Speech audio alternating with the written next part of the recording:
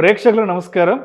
October 28, 29 తేదీల్లో అంటే శనివారం, ఆదివారం ప్రముఖ స్టాక్ మార్కెట్ అనలిస్ట్ సుందర రామి రెడ్డి గారు ETF index funds, mutual funds మీద ఎడ్యుకేషన్ వెబినార్ కండక్ట్ చేయబోతున్నారు. దీనికి 3000 రూపాయలు ఫీజు పే చేయవలసి ఉంటుంది. ఆసక్తి ఉన్నవారు ఈ కింద స్క్రోల్ అవుతున్న నంబర్ కాల్ చేసి వెంటనే మీ రిజిస్ట్రేషన్స్ను పూర్తి చేసుకోగలరు. సార్ నమస్తే. సార్ నమస్తే అండి. సుందర రామి రెడ్డి గారు, ఈ మ్యూచువల్ ఫండ్ ఇన్వెస్ట్మెంట్ పెనిట్రేషన్ రోజు రోజుకి ఎంతలా పెరిగిపోతుందంటే మ్యూచువల్ ఫండ్ డిమాట్ అకౌంట్లే ఆల్మోస్ట్ 7 కోట్లకు చేరాయి. ప్రతి నెల SIP క్యాష్ ఫ్లోనే 16,000 కోట్ల రూపాయలకి, అంటే జస్ట్ ఒక 2-3 మంత్స్ వరకు కూడా నెలకి 13,000 కోట్లు 14,000 కోట్లు SIPల రూపంలో మ్యూచువల్ ఫండ్స్లోకి అమౌంట్ వెళ్తుందని మాట్లాడుకుంటే ఇవాళకి ఇవాళ 16,000 కోట్లు, ఎస్పెషల్లీ ఒక సెప్టెంబర్లోనే అంత బిజినెస్ జరిగింది మ్యూచువల్ ఫండ్స్కి. ఏంటంటారు అసలు, ఎక్కడికి వెళ్తున్నాం అంటారు? దీన్ని ఎలా తీసుకోవాలి అసలు? బేసికల్గా ఈ ట్రెండ్ చూస్తే ఈక్విటీ కల్చర్ పెరుగుతుందండి ఓవరాల్గా. అండ్ 7 crores SIP అకౌంట్లో దాటం అనేది మామూలు విషయం కాదు. ఇది పెరిగినంత స్పీడ్గా ఈవెన్ టోటల్ ట్రేడింగ్ అకౌంట్లు కూడా పెరుగుతున్నాయి. మొన్నటి వరకు అది 13 crores దాకా ఉన్నది, ఇప్పుడు 14.5 crore అయింది. అదే అంటే బహుశా నెక్స్ట్ న్యూ ఇయర్ కల్లా మనం 15 crores ఎంటర్ అవుతున్నాం. 15 crores ట్రేడింగ్ అకౌంట్లోకి ఎంటర్ అవుతున్నాం. అంత ఫాస్ట్ గ్రోత్ అవుతుంది ఓవరాల్గా. అంటే ఆల్మోస్ట్ 20% CAGR మెయింటైన్ చేస్తుంది ట్రేడింగ్ అకౌంట్ గ్రోత్, చాలా ఫాస్ట్ అవుతుంది. అంటే ఇప్పుడున్న యూత్ అందరూ జాబ్ రాగానే ఇమీడియట్లీగా సేవింగ్ బిగిన్ చేస్తున్నారు. అట్లా ఈ మ్యూచువల్ ఫండ్ అకౌంట్లు పెరుగుతున్నాయి అనమాట. ఈ రేట్ ఆఫ్ రిటర్న్ కూడా లాస్ట్ 3 years నుంచి కూడా అంతే అగ్రెసివ్గా ఇస్తున్నారు.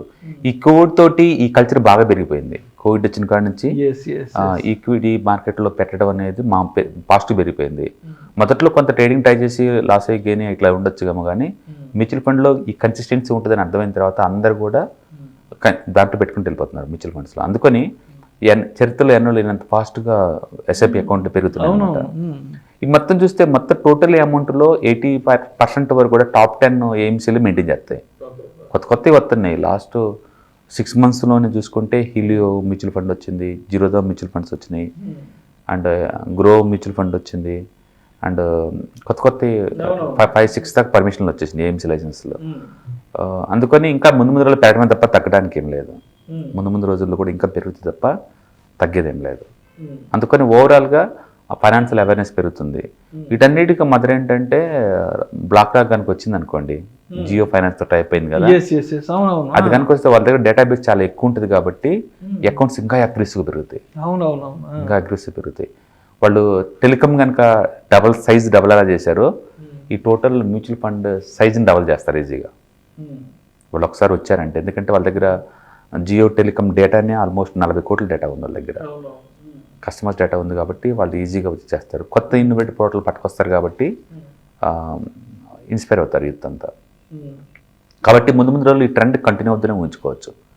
ఇప్పుడు ఈ అకౌంట్ సైజ్ ఎంత అంటే టోటల్ యునైటెడ్ కింగ్డమ్ జనాభా కన్నా పెద్దది, ఆస్ట్రేలియా కన్నా పెద్దది, కెనడా కన్నా పెద్దది. ఒకప్పుడు ఫినాన్స్లో వాళ్ళు చాలా అడ్వాన్స్గా ఉంటా అంటారు. ఇప్పుడు ఇండియాలో మ్యూచువల్ ఫండ్స్ ఉన్నాయి ఆ అకౌంట్ అంతమంది తోటి. ఇది స్టార్టింగ్లో ఉన్నాం ఇక్కడ. ముందు రోజుల్లో ఇంకా పెద్ద గ్రోత్ ఉంటుంది ఈ ఏరియాలో మాత్రం. కాబట్టి ముందు పెరిగాను. బట్ ఓల్డ్ ఈజ్ గోల్డ్ అన్నట్టు ఓల్డ్ మ్యూచువల్ ఫండ్స్ ఏది ఉన్నాయి అయ్యే లీడింగ్లో ఉన్నాయండి. HDFC AMC కావచ్చు, ICICI AMC కావచ్చు, SBI AMC కావచ్చు, కోటక్ కావచ్చు, యాక్సిస్ కావచ్చు. మొత్తానికి అయితే బ్యాంకర్స్ ఉన్నారు ఇండియాలో లీడింగ్ బ్యాంక్స్, వాళ్ళందరూ చాలా స్ట్రాంగ్గా ఉన్నారనమాట. సో ఈ టాప్ 10 AMCలు కలిపి ఆల్మోస్ట్ 86% టోటల్ మ్యూచువల్ ఫండ్ అకౌంట్స్ని కంట్రోల్ చేస్తున్నాయి. సో యావరేజ్ మీద దగ్గర ఒక్కొక్కరికి 1000 కోట్లు అవుతుంది per month SIP amount. So market ముందు రోజులు ఉంటుంది. అందుకనే వాలటిలిటీ రాను తగ్గుతుంది. వరల్డ్ వైడ్గా మార్కెట్లు అప్ అండ్ డౌన్ అవుతున్నా Indian market everyday gap down open అవటం మళ్ళీ ట్రై చేస్తుంది పైకి, గ్యాప్ డౌన్ పైకి ట్రై చేస్తుంది. కారణం ఏంటంటే లోకల్ మనీ దానికి క్వశ్చన్ లాగా అడ్డుకుంటుంది. అందుకని FIS వాళ్ళు నెగిటివ్గా ఉన్నా సరే ఇండియా మీద మార్కెట్ ఈ మాత్రం ఉందంటే బికాజ్ ఆఫ్ ఈ మ్యూచువల్ ఫండ్ ఇన్సూరెన్స్ పెనిట్రేషన్ వల్లే. అందుకని ముందు రోజుల్లో ఈ ఫైనాన్షియల్ అవేర్నెస్ పెరిగిద్ది, ఇది కంటిన్యూ అవుద్ది. ఓకే, ఇప్పుడు మనం అనుకున్నట్టు ఈ 7 కోట్లు కాదండి, ఇది 10 కోట్ల అకౌంట్లో అవుతాయి ఈజీగా. SIP కూడా ఈజీగా 20,000-25,000 కోట్లు దాటుతూనే ఉంటాయి. అంటే రోజుకి ఒక 1000 కోట్లు వచ్చే దూరం ఎంతో దూరంలో లేదు, తొందరలోనే ఆ మైల్ స్ట్రెంత్ మనం చేరుకుంటాం. ఏదన్నా అంటే మ్యూచువల్ ఫండ్కి సంబంధించి ఏదన్నా ఈ టీవీ ప్రసార మాధ్యమాలలో ఒక యాడ్ వచ్చినప్పుడు వెంటనే ఒక డిస్క్లైమర్ వస్తుంది, mutual funds are subject to market risk read all the related documents and schemes careful before investing అనేది. సో ఇక్కడ రిస్క్ అనేది ఏంటి అసలు, మనం అర్థం చేసుకోవాల్సిన రిస్క్ ఏంటి ఇక్కడ? డెఫినెట్గా అండి మ్యూచువల్ ఫండ్స్ అంటే ఒకటే అనుకుంటారు, దాంట్లో బోల్డ్ అన్ని కేటగిరీస్ ఉంటాయండి. ఇప్పుడు డెట్ ఫండ్స్ అయితే 100% గ్యారంటీ ఉంటాయి అయ్యే, బట్ ఈక్విటీ మార్కెట్లో అలాంటి గ్యారంటీ ఏం లేవు. అందుకని డెట్ లాగా దీన్ని చూడలేరు, రిటర్న్స్ని డెట్తో కంపేర్ చేయలేరు, రిస్క్ని కంపేర్ చేయలేరు. అందుకని సబ్జెక్ట్ టు మార్కెట్ రిస్క్. అది మార్కెట్ ఎలా రియాక్ట్ అవుతే నీ మ్యూచువల్ ఫండ్ కూడా అలానే రియాక్ట్ అవుతుంది. అందుకని మార్కెట్ అప్ ట్రెండ్లో ఉన్నప్పుడు mutual funds, ETFs, index funds, stocks అన్నీ ఒకే వేలో పోతాయి. మార్కెట్ డౌన్ అయినప్పుడు అన్నీ ఒకే వేలో డౌన్ అవుతూ ఉంటాయి. అందుకని సబ్జెక్ట్ టు మార్కెట్ రిస్క్ అంతే, దాని కాదని వీళ్ళు ఎక్స్ట్రా రిటర్న్స్ ఏం చేయలేరు. అందుకని mutual funds all about market risk. Market ఒడిదుడుకులకి ఇవి కూడా ప్రభావితం అవుతూ ఉంటాయి. అందుకని ఇక్కడ డెట్ ఫండ్స్ లా గ్యారంటీ అనే పదం ఏం లేదనమాట. అందుకని అది చూసే వాళ్ళు ఇన్నోసెంట్ పీపుల్కి వాళ్ళు తెలియాలని చెప్పేసి వాళ్ళు డెట్ ఫండ్స్ ఏమో అనుకుంటారేమో అని చెప్పేసి subject to the market risk disclaimer compulsory. అది సెబీ రూల్స్ ప్రకారం అండ్ యాంపీ ప్రకారం మ్యాండేటరీ అనమాట. ప్రతి యాడ్ కూడా లాస్ట్లో రిస్క్ ఉంది అని చెప్పడం అనేది చెప్పడం. కానీ ఇప్పుడు మార్కెట్లోకి వచ్చేవాళ్ళు అంటే ఎంతమందికి తెలుసు ఇలాంటి రిస్క్ ఉంటుంది, సబ్జెక్టు మార్కెట్ రిస్క్ అనేది తెలిసే వస్తున్నారా, తెలియకుండా వస్తున్నారంట? బేసికల్గా సొసైటీలో ఏంటంటే సొసైటీలో ఎవరైనా సక్సెస్ఫుల్ అయ్యారనుకోండి, వాళ్ళని చూసి వేరే వాళ్ళు ఇన్స్పైర్ అవుతూ ఉంటారు. అట్లా వాళ్ళ నైబర్స్కి ఎవరికన్నా ఒక 20%, 30% వచ్చింది అనిపించింది అనుకోండి, అది ఓవర్గా పబ్లిసిటీ అవుతుంది కాబట్టి, ఓవరాల్ పబ్లిసిటీ జరుగుతుంటుంది కాబట్టి నేను కూడా పెడితే నాకు కూడా వచ్చింది అంటే ఎందుకు అదే పెట్టేయమంటారు, మౌత్ టాక్ అనమాట. సో అది చూసి ఇన్స్పైర్ వీళ్ళు పెడతా ఉంటారు. అట్లా ఒకరు చూసి ఒకరు పెట్టుకుంటూ పోతా ఉంటారు. ఒక పాయింట్ ఆఫ్ టైంలో మార్కెట్ పట్టం బీనైనప్పుడు, లాస్ అయినప్పుడు వాళ్ళకి నాలెడ్జ్గా గెయిన్ అయితే తప్పించుకోలేమని చెప్పేసి కొంతమంది ప్రొఫెషనల్ నాలెడ్జ్ గెయిన్ అవుతారు, సస్టైన్ అవుతారు, కొంతమంది విత్డ్రాల్ చేసుకుంటారు. So that's depending upon the market risk అనమాట. మార్కెట్ ఎలా పోతే అలా పోతుంటాయి ఇవన్నీ. కాబట్టి long term point of view తీసుకుంటే మ్యూచువల్ ఫండ్లో మోర్ దెన్ 7 years కనుకుంటే లాస్ అనే కాన్సెప్టే లేదండి. మోర్ దెన్ 7 years కనుకుంటే, ఎందుకంటే ఎక్స్పర్ట్స్ హ్యాండిల్ చేస్తున్నారు కాబట్టి సొసైటీలో ఎవరైనా మ్యూచువల్ ఫండ్ కొన్నారంటే ఫస్ట్ ఇన్వెస్ట్మెంట్స్తోనే బిగిన్ చేస్తారు, బట్ ఓవర్ పీరియడ్ టైంలో స్కేల్ అప్ చేస్తారు. బట్ ఫినాన్స్ సంబంధించిన బేసిక్ నాలెడ్జ్ ఉంటుంది, చాలా ఇంపార్టెంట్ అండి.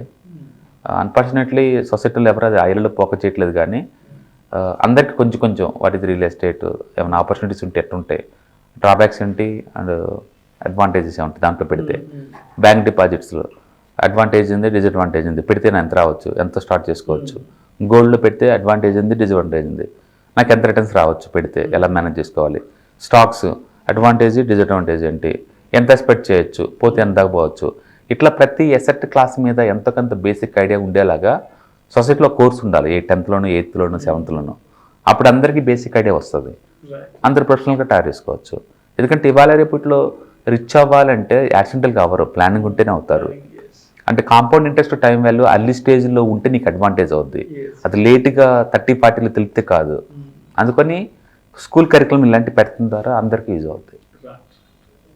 సో మీడియాలో డిస్కషన్ జరిగినప్పుడు ఏంటంటే వాళ్ళకి ఐడియా జనరేట్ అవుద్ది డెఫినెట్గా. అందుకని ముందు రోజుల్లో ఈ తరం కాకపోయినా నెక్స్ట్ తరం అంటే మా కిడ్స్, మా పిల్లలు అంటే వాళ్ళకి తరంగా డెఫినెట్గా అన్నింటినీ తెలుసుకొని వస్తారు మార్కెట్లోకి. అందుకని ఒకప్పుడు ట్రేడింగ్ అంటే పోగొట్టుకుంటారంట అనేది ఉండదు వాళ్ళకి, ఎందుకంటే అందరు కూడా ఇంట్రెస్ట్ నేర్చుకుని వస్తున్నారు కాబట్టి. రిసోర్సెస్ ఇప్పుడు బాగున్నాయి ఒకప్పుడుతో కంపేర్ చేసినప్పుడు. Thank you sir. Right sir.